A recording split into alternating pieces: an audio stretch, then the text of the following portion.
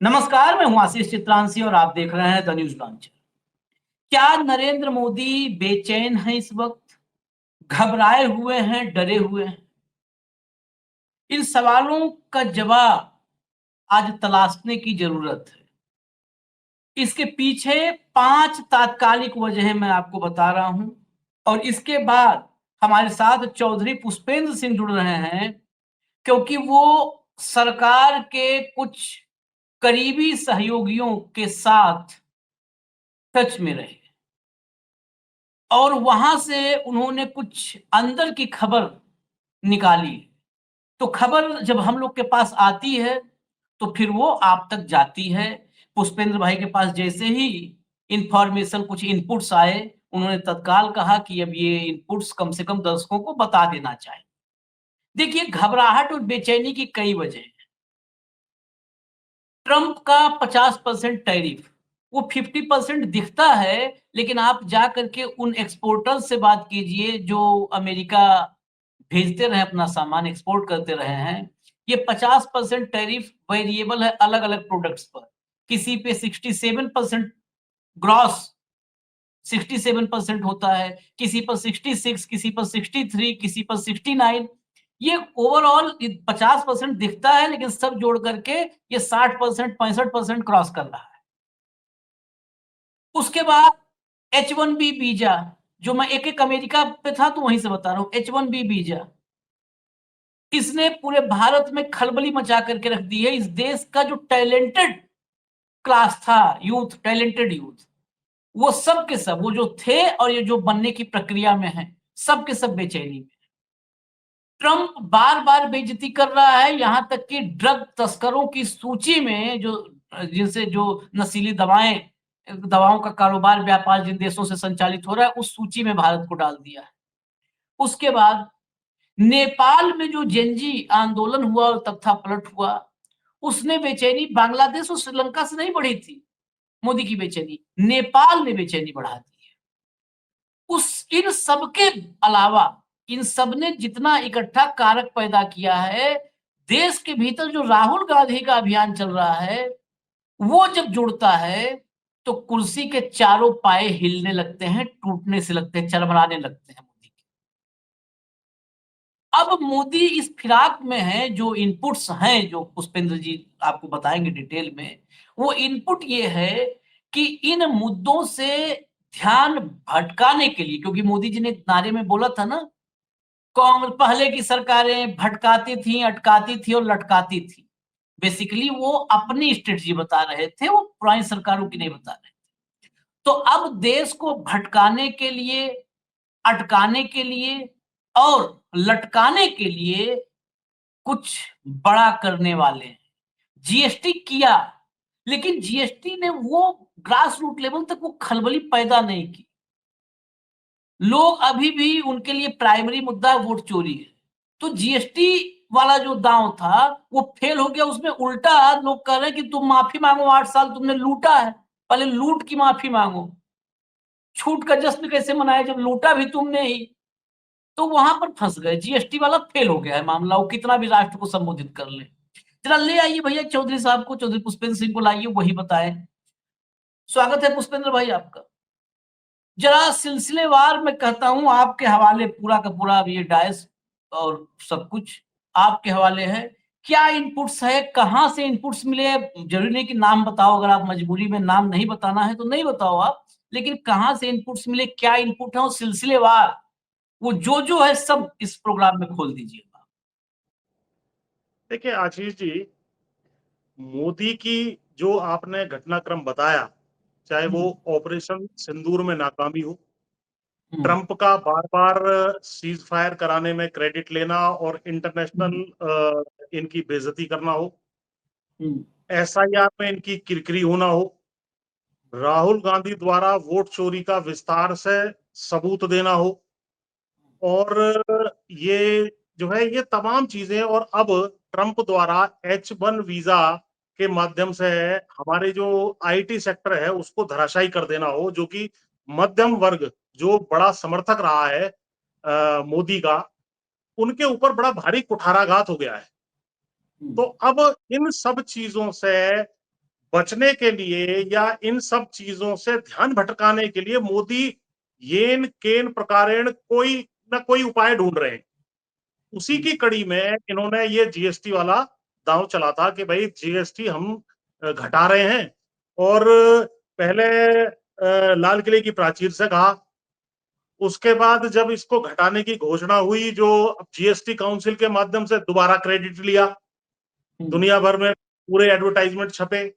और कल फिर भी जब इनका पेट नहीं भरा तो इन्होंने कहा भाई अभी कल ही तो H1B वीजा वो के ऊपर 88 लाख रुपए जो $1,000 से बढ़ा करके 100 गुना $1,00,000 किया है अमेरिका सरकार ने, उसके ऊपर से ध्यान भटकाने के लिए खुद टेलीविजन पे अवतरित होकर के ये सारी बातें बताई कि कल से जो है सारी चीजें बड़ा उत्सव आपको मनाना है जीएसटी का, जबकि वास्तविकता ये है कि 8 साल से ये स्वयं लूट रहे थे। तो अब ये कोई कोई तिनका भी होता है तो उसका सहारा लेने की कोशिश करते हैं कि भाई इन मुद्दों से जो मैंने बताए ध्यान हट जाए किसी तरह, देश इन प्रश्नों को ना पूछे कि वोट चोरी से मैं अवैध रूप से यहाँ पे बैठा हुआ हूँ। और इसी कड़ी में आपने देखा होगा कि एक किसी छुटवैये ने कार्यक्रम के उपरांत बिहार में कुछ गाली वगैरह दे दी थी, तो उसी का राष्ट्रीय मुद्दा बनाने की कोशिश की, क्योंकि मुद्दा वो कुछ था नहीं। तो इस कड़ी में हमारी मुलाकात कुछ सीनियर मंत्रीगण, पूर्व मंत्रीगण से एक दो बार, क्योंकि हम लोग भी सरकार के ऊपर अपने मुद्दों के लिए प्रेशर बनाते रहते हैं कि भाई ये किसानों के मुद्दे हैं, और ये लोग हमें कई बार बुला भी लेते हैं कि भाई इन इन मुद्दों पे हम क्या क्या करें, क्योंकि भयभीत है जिस प्रकार से। तो जीएसटी से तो कम से कम ये शांत करने की कोशिश कर रहे हैं एक वर्ग को, मुख्य रूप से जो मध्यम वर्ग है। अब अन्य चीजें और क्या की जा सके, तो हमने इनको अपनी तरफ से पॉजिटिव 2-3 सुझाव दिए थे। एक तो हमने ये कहा था कि भाई किसान जो है, जो वायदा आपने एमएसपी की लीगल गारंटी का दिया था और 2014 में ही आपको देना चाहिए था, तमाम भाषणों में आपने कहा, किसान आंदोलन जो दिल्ली के चारों तरफ 2020 में हुआ, उसके बाद भी उसमें किसान जो गए थे घर अपने उनके, उसमें भी एक शर्त थी ये। और उसके बाद पंजाब के बॉर्डर पे जो पिछले साल बैठे हुए थे, पंजाब हरियाणा बॉर्डर पे, तब भी आप लोगों ने आश्वासन दिए, आपके मंत्रीगणों ने कहा एक तो आप उसको कर दीजिए। और मैंने फिर ये एक द मिनिमम सपोर्ट करके, अगर आपके वो है, मैंने भेजा है एक लेख, इंडियन एक्सप्रेस में मैंने लिखा था ये लेख भी मैंने उनको सौंपा कि भाई एक तो पॉजिटिव काम आप ये कर सकते हैं, क्योंकि देखिए सरकार इनकी है, हमें कोई आपत्ति नहीं है, या एमएसपी की लीगल गारंटी ये दे दें, किसानों का भला हो जाएगा। तो एक तो हमने ये कहा।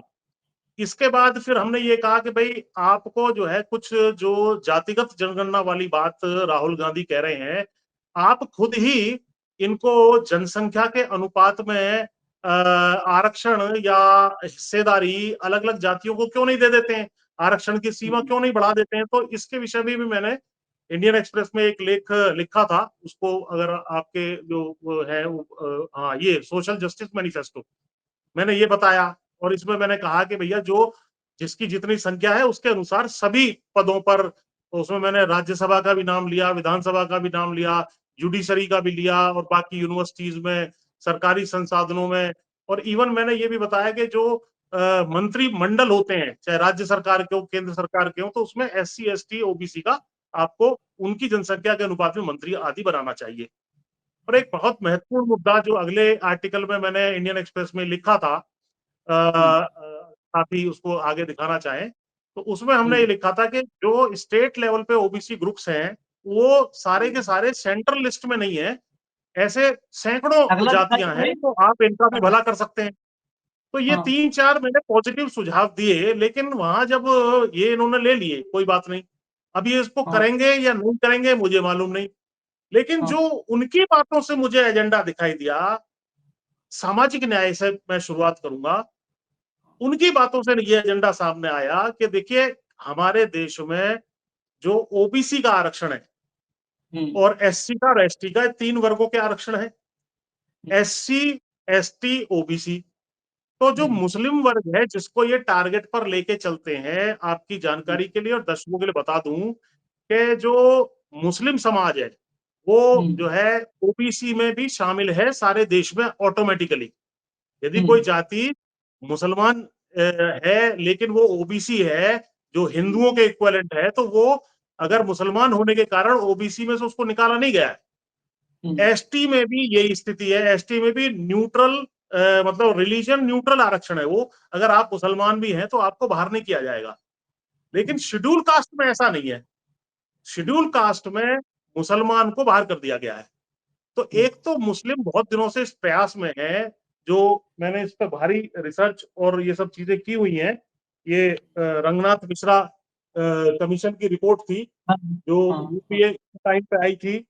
इसके अलावा ये सच्चर कमेटी की भी रिपोर्ट थी, इसका भी मैंने बारीक अध्ययन किया है। और ये मंडल आयोग की जो रिपोर्ट है इसका भी हमने अध्ययन किया। तो क्योंकि जाट आरक्षण आंदोलन में हमने बड़ा जो है वो आंदोलन चलाया था, मैं उसमें प्रमुख भूमिका में था, तो ये सब चीजें हम अध्ययन करते रहते हैं। तो इन्होंने हमसे पूछा फिर इस चीज के बारे में कि भाई ये इसका क्या जो है हम ये सोच रहे हैं, जो उनकी बातों से मुझे लगा।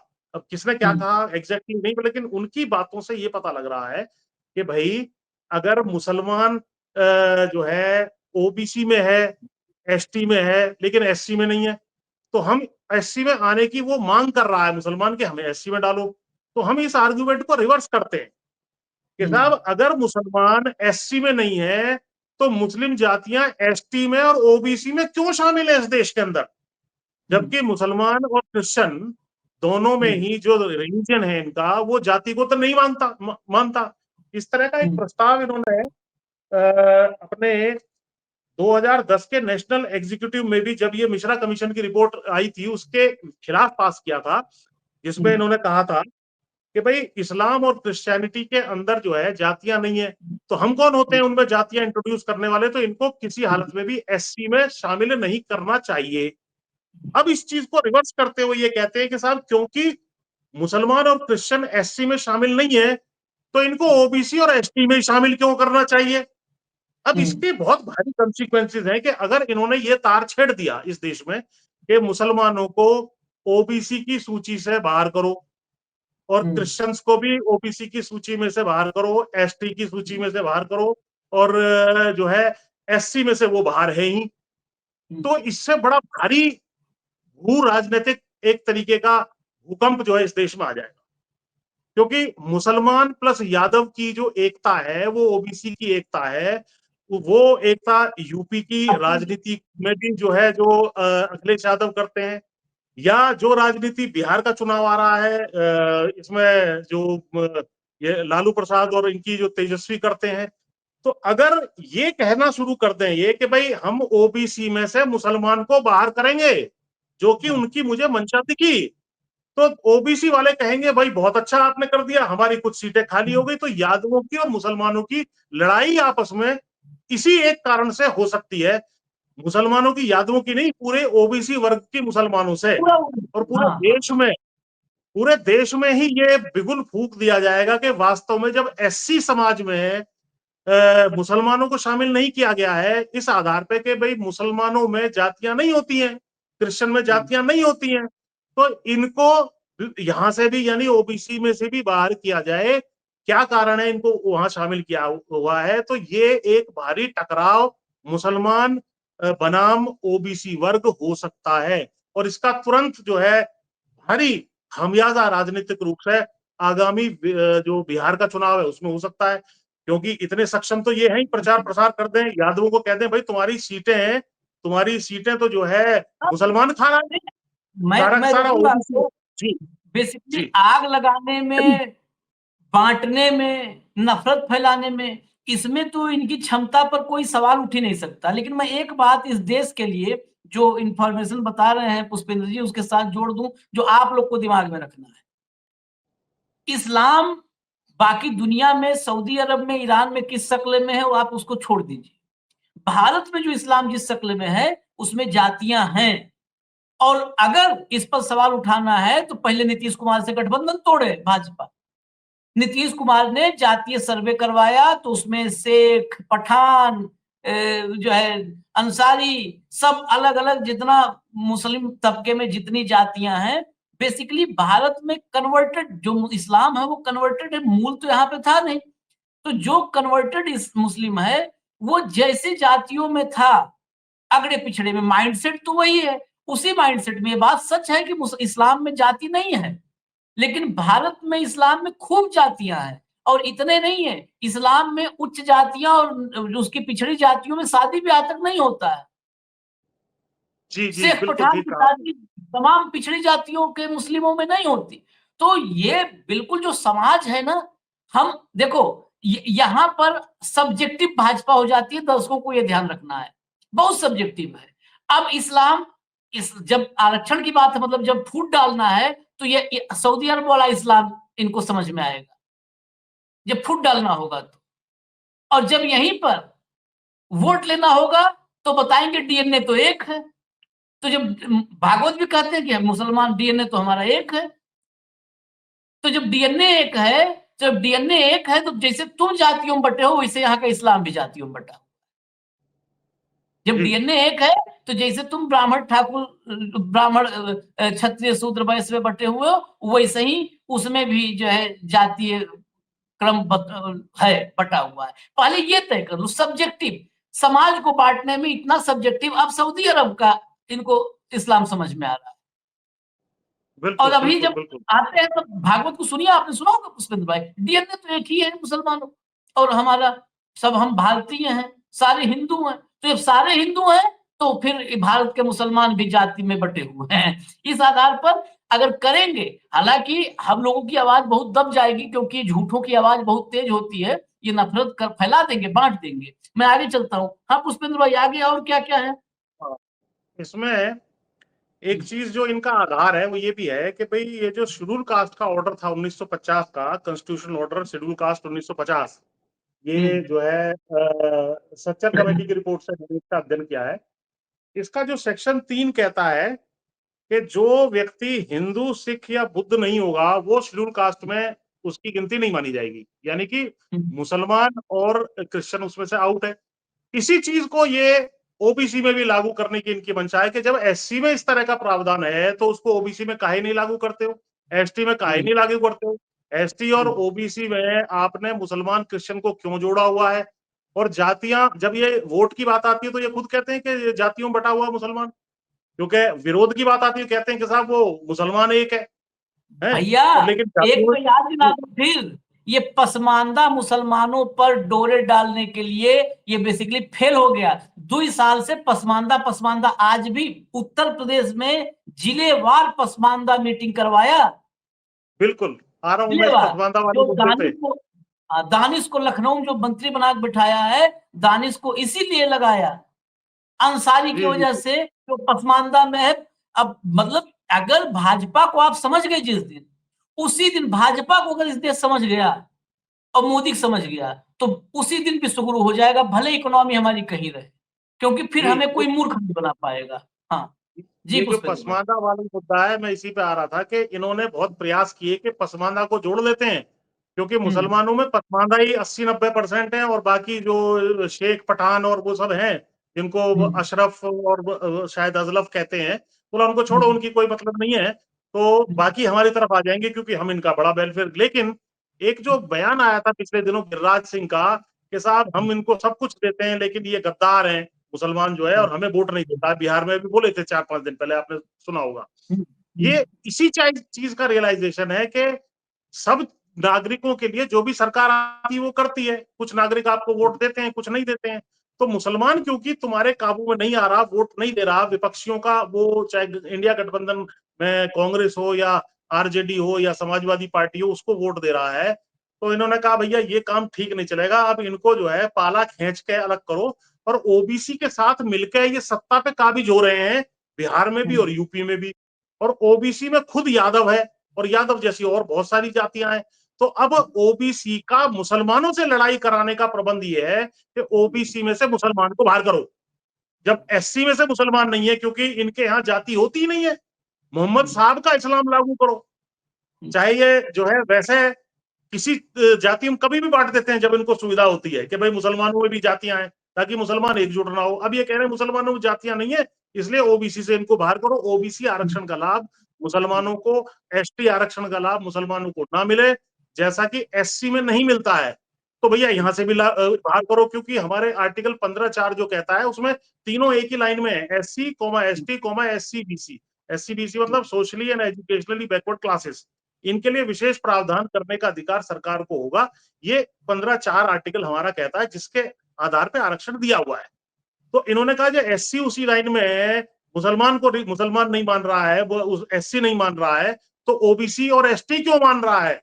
तो प्रयास तो इनका था इसको जोड़ करके वोट ले लेंगे, लेकिन अब इसको एक कलम से बाहर करो। इस योजना पर एक काम करने की इनकी मंशा उनकी बातों से मुझे लगी, तो इससे भारी टकराव मैं जो देख पा रहा हूं, वास्तव में अगर इन्होंने कर दिया तो निश्चित रूप से ओबीसी और मुसलमानों में भारी टकराव आपस में हो सकता है कि भाई मुसलमान तो हमारे ओबीसी आरक्षण में भी घुसपैठिया है, ये साबित करेंगे वो। देश में ही घुसपैठिया नहीं है, हमारे ओबीसी आरक्षण में, हमारे एसटी आरक्षण में भी मुसलमान घुसपैठिया है।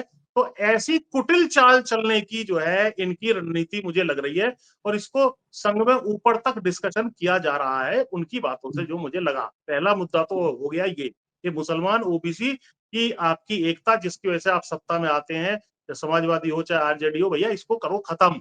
और मुसलमान जो है जब अलग हो जाएंगे, ओबीसी ये देखेगा कि मोदी ने जबरदस्त तुम्हारा काम कर दिया, तुम्हारी सब मुसलमानों से सीटें खाली करवा के तुम्हें सौंप दी, तो वो ओबीसी वर्ग निश्चित कुछ परसेंटेज तुम्हारी तरफ आ सकता है, क्योंकि बहुत डेस्परेट है आज की तारीख में ये बिहार जीतने के लिए और ये तमाम मुद्दों को दबाने के लिए। तो एक तो मुद्दा जो है ये आया, जो पॉजिटिव मुद्दे थे वो एमएसपी के, किसानों के, वो मैंने आपको बताई दिए, वो सब पॉजिटिव बातें थी जो हमारी तरफ से रखी गई। लेकिन ये बातें सुन के हम भी चौंक गए कि भाई ये तो इनका दिमाग बहुत तेज चल रहा है।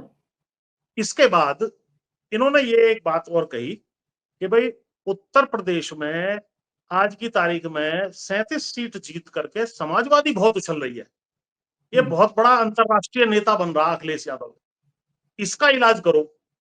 इसका इलाज करने के लिए और देश का ध्यान भटकाने के लिए कोई बड़ा मुद्दा पेश करो।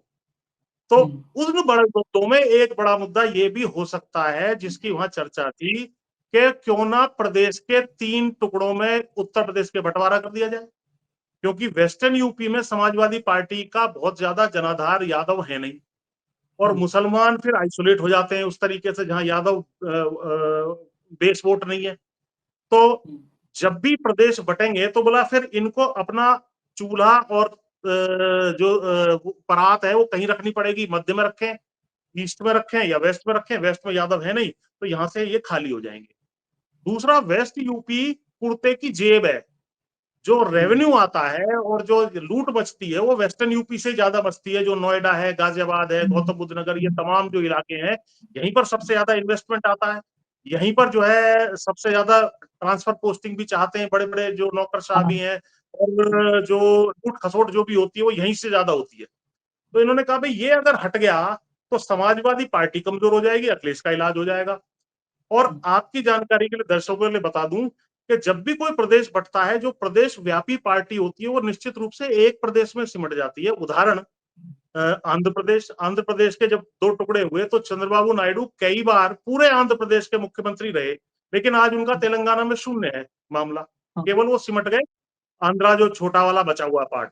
इसी तरह जहां ये जो जिस स्टेट में लीडर रुकता है वही स्टेट में पार्टी रह जाती है, बस सीधी सी बात है, क्योंकि रीजनल बस पार्टी बस एक सिंगल फेस पे होती है। अब अखिलेश बस यादव कौन से वाले हिस्से में राजनीति करेंगे उसी में रह जाएगी जी। ये है।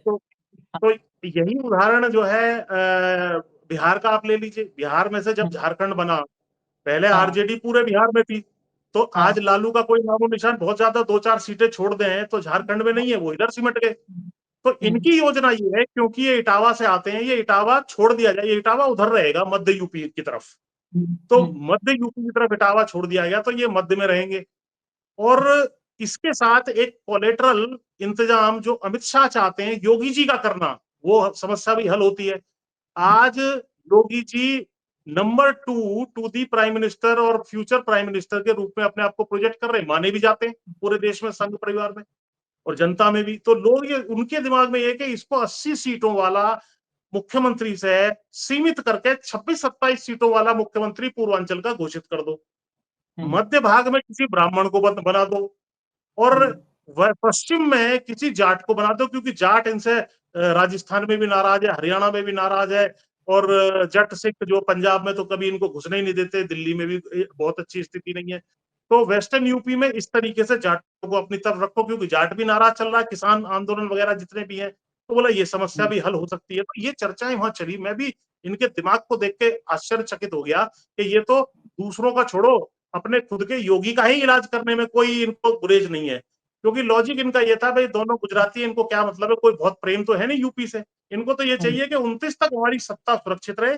और ये जो मुद्दे अचानक उठ के खड़े हो गए हैं, ट्रंप का मुद्दा हो, एसआईआर का मुद्दा हो, नोट इसका जो ऑपरेशन सिंदूर में हमारी कमियां नहीं है, तो इन सबसे ध्यान भटकाने के लिए, वोट चोरी से ध्यान भटकाने के लिए, क्योंकि ये भी आप जानते हैं, सब सारा देश जानते हैं, कहीं हाइड्रोजन बम में यही ना निकल आए कि मोदी भी चोरी से जीते हुए हैं और नेपाल जैसी स्थिति यहाँ देश में ना बन जाए। तो ये इसके ध्यान भटकाने के लिए, अच्छा ये वास्तविकता है कि अगर यूपी का 3 हिस्सों में बंटवारा होने लगे तो ये राजनीतिक रूप से 70 साल 75 साल की सबसे बड़ी घटना साबित हो जाएगी। और सारा विपक्ष जो है अपने बर्तन कौन से प्रदेश में जाके रखे हैं, इसके लिए चौंक जाएंगे कि यार हम कहां बने। और रीजनल पार्टीज की एक खासियत ये भी है, अगर उनके 2 मुख्यमंत्री बनने भी लगे, मान लो इधर अखिलेश यादव बन गए मध्य में, पूर्व में भी इनका नंबर आ गया यदि, तो कौन से यादव को ये बनाएंगे, वो आपका राइवल बन सकता है कल को।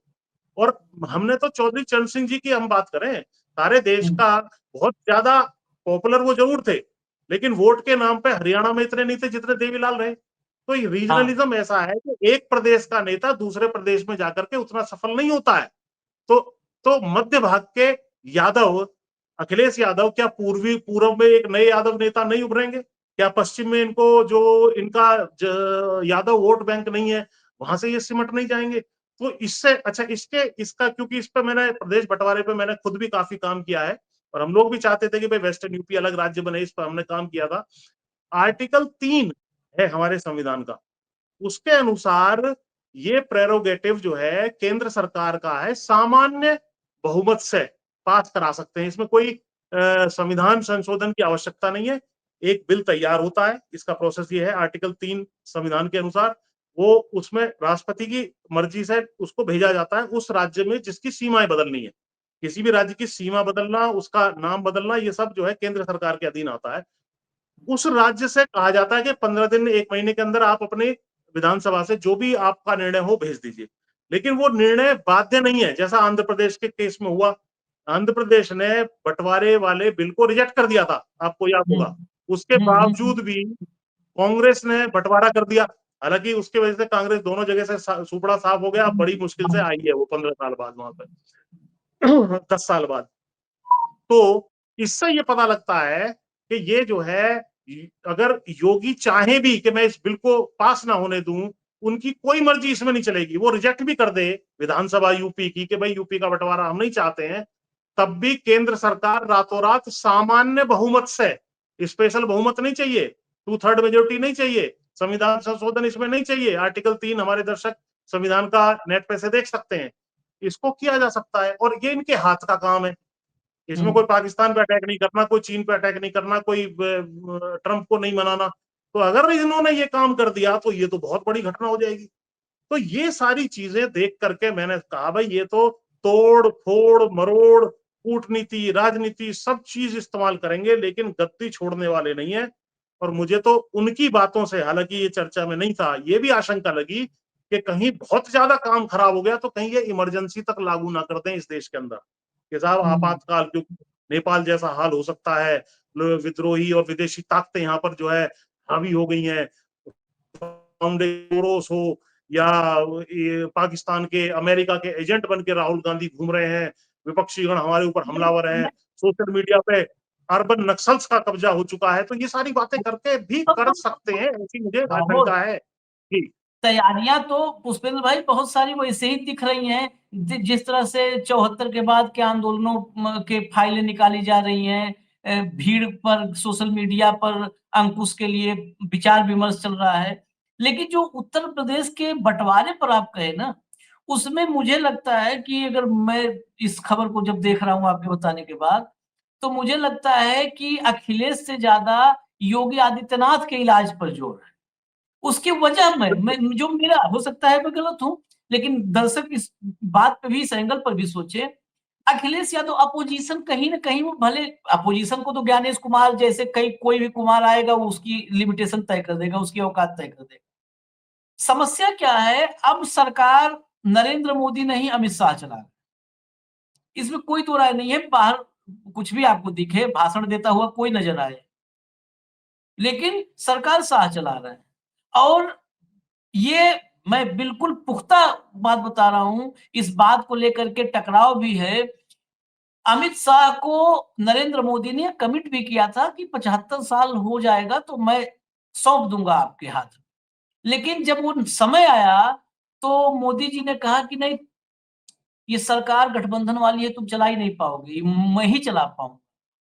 और ये बहुत, मतलब ये जहां से भी जानकारी मिली, अब वो तो मैं नहीं बता सकता, लेकिन यही कहा। और उस पर अमित शाह बहुत क्रोधित हुए। उन्होंने कहा जो जो सरकार चल रही है गठबंधन वाली, वो भी मैं ही चला रहा हूं ना, और ये कहा जा रहा है कि मैं नहीं चला पाऊंगा।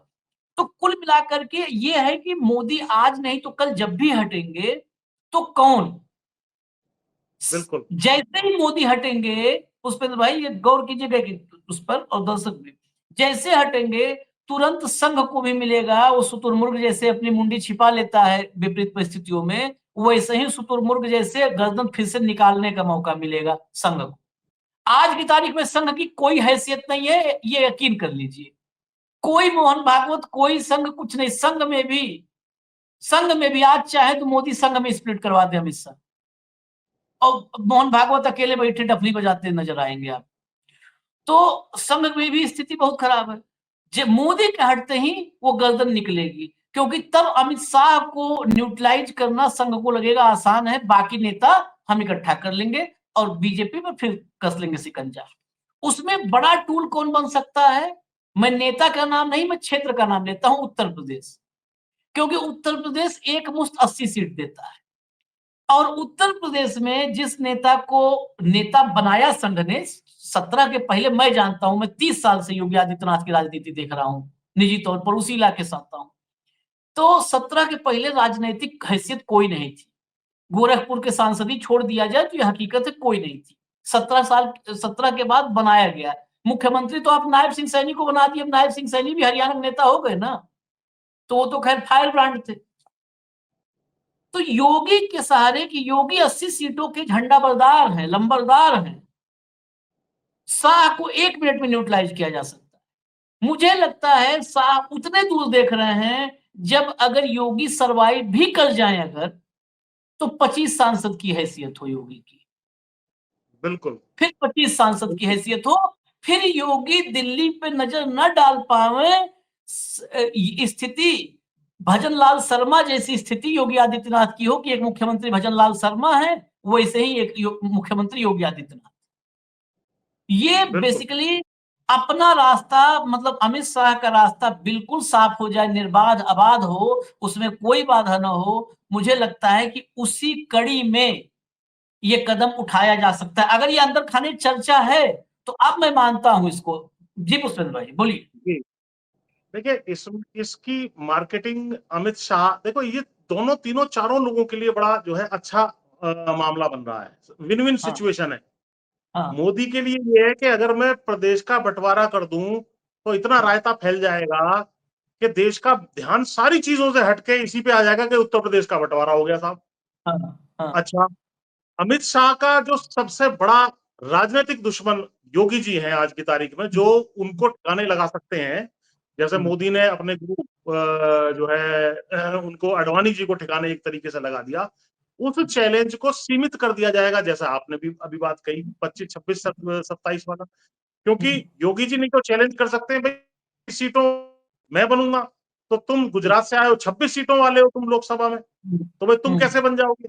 मैं ज्यादा लोकप्रिय हूँ, मैं ज्यादा सीटों पे पॉजिटिव या नेगेटिव कर सकता हूँ। और वास्तविकता तो ये सब जानते हैं, इस बार योगी जी ने थोड़ी सी उंगली टेढ़ी करी थी, उसी में धड़धड़ाते हुए जो जो भी इनकी 63 64 थी, 2019 में गिरते गिरते 33 सीटों पे आ गए, और उसी की वजह से ये आज 240 पर बैठे हुए हैं। ये मलाल भी कि 240 पर योगी जी की वजह से हम गिरे हैं, ये भारी मलाल मोदी जी के मन में है। तो मोदी जी भी चाहते हैं कि भाई योगी जी का कुछ ना कुछ इलाज हो, और अमित शाह चाह रहे हैं भैया फ्यूचर के लिए एक राजनीतिक दुश्मन कम हो। और इसके साथ साथ गेहूं के साथ घुन पिस जाएंगे अखिलेश यादव, 3 हिस्सों में बट जाएंगे, तो इनको भी अपना जो है चूल्हा किसी ना किसी एक प्रदेश में रखना पड़ जाएगा, बाकी 2 जगह से खाली हो जाएंगे। और वेस्टर्न यूपी की जो पॉलिटिक्स मैंने बताई, मुख्य रूप से जाटों की पॉलिटिक्स, जाट भी यहाँ आइसोलेट पड़ा रहता है, उसका कोई से लखनऊ में नहीं है। उनको भी लगता है कि भैया मुसलमान हमारे साथ हैं, बाकी सब साथ हैं, हम वो आ जाएंगे। और दलित भी यहाँ वेस्टर्न यूपी में अच्छी खासी संख्या में है। मायावती भी, इन्हें भी एक प्रस्ताव, आपको याद होगा 2012 से पहले जब इनकी सरकार चली गई थी, हार गई थी, 11 के अंत में एक प्रस्ताव पास करके भेजा था इस आशा का कि भाई यूपी के 3-4 टुकड़े कर देने चाहिए। तो मायावती के लिए भी ये विन विन है। अच्छा, कांग्रेस भी अंदर से ये चाहती है कि कहीं ना कहीं रीजनल पार्टीज जिन्होंने हमारे दलित और मुस्लिम खींचे हैं और उनकी वजह से हम यहाँ धरातल पे पड़े हैं, वो भी कहीं ना कहीं इसके पक्षधर हैं। जयराम रमेश का खुद मेरे पास एक आर्टिकल है जिसमें उन्होंने वकालत की है कि भाई नेहरू जी भी कहते थे इसका प्रदेश का बंटवारा हो। अंबेडकर साहब ने भी इसका किया था, एक बुक उन्होंने लिखी थी, my thoughts on linguistic states, वो मेरे पास है क्योंकि मैंने उस पर विस्तार से काम किया है प्रदेश के बंटवारे पर। और चौधरी चरण सिंह जी, उन्होंने तो बाकायदा 1978 में प्रस्ताव ही बना दिया था कि यूपी, मध्य प्रदेश और बिहार के जो 3 राज्य हैं, इनमें से 8 राज्य बनने चाहिए, ऐसा प्रस्ताव है उनके जो पीएम फाइल्स है उसके अंदर है। और मेरे पास किताब भी रखी हुई है, पॉलिटिकल लाइफ जो है पॉल ब्रास की, उसमें उसमें वर्णन है उस चीज का। तो ये सारे लोगों के लिए विन विन होता दिखाई दे रहा है। तो कहीं ना कहीं इस गेम को भी करने में ये पीछे नहीं हटेंगे, मुझे ऐसा लग रहा है। तो 2 चीजें बहुत महत्वपूर्ण, एक मुसलमानों को ओबीसी आरक्षण में से बाहर करो और मुसलमानों की ओबीसी की लड़ाई कराओ। दूसरा, यूपी के टुकड़े कर दो 3, जिससे कि, अच्छा ब्राह्मण भी यहाँ परेशान है। देखो ब्राह्मणों का पॉइंट ऑफ व्यू भी मैं बताऊं, ब्राह्मण मध्य में जो लखनऊ वाला एरिया आएगा, मध्य वाला अवध प्रदेश जिसको कह सकते हैं, उसमें ब्राह्मण की मुख्यमंत्री बनने की ज्यादा संभावना है। आज ब्राह्मण ठाकुर से बहुत ज्यादा प्रसन्न तो रहता नहीं है। आप तो ईस्ट यूपी से आते हैं, वहां तो लगती है आपस में बहुत भयंकर दोनों की राजनीतिक रूप से, और वैसे भी लगी रहती है सामाजिक रूप से भी। तो ब्राह्मण कहेगा भाई लखनऊ में मैं काबिज हो जाऊंगा, बहुत अच्छा। बीजेपी के नेता कहेंगे यहाँ एक गवर्नर बैठा है, 2 गवर्नर के पद और आ जाएंगे, और अच्छा हम भी कहीं अकोमोडेट हो जाएंगे, 2 मुख्यमंत्री और आ जाएंगे। और इस तरीके का एक संघर्ष, मतलब विन विन सिचुएशन सबके लिए इसमें लग रही है। और मोदी को लगता है कि सारा ध्यान भटक के इस पे आ जाएगा, तो ये मुझे गंभीर इसमें लगा। अब ये कर पाएंगे नहीं कर पाएंगे, या किस स्तर तक ये प्रस्ताव जाएगा, ये मैं नहीं कह सकता। लेकिन मुसलमानों को ओबीसी आरक्षण में से आउट करो और प्रदेश का बंटवारा करो, ये 2 प्रस्ताव उनकी तरफ से मुझे दिखाई पड़े। मैंने अपने जो किसानों के प्रस्ताव थे वो उनको दिए थे। अब इसमें से क्या ये करेंगे, क्या नहीं करेंगे, कब करेंगे, ये इस विषय में मैं कुछ नहीं कह सकता। लेकिन उच्च स्तरीय मीटिंग थी जिसमें मैं खुद मौजूद था। जी। चलिए, ये तय मानिए कि अगर चाहेंगे, पुष्पेंद्र जी ने कहा ना कि ये करेंगे नहीं, अगर इन्होंने ठान ली है तो उत्तर प्रदेश फिर 3 हिस्सों में हो जाएगा।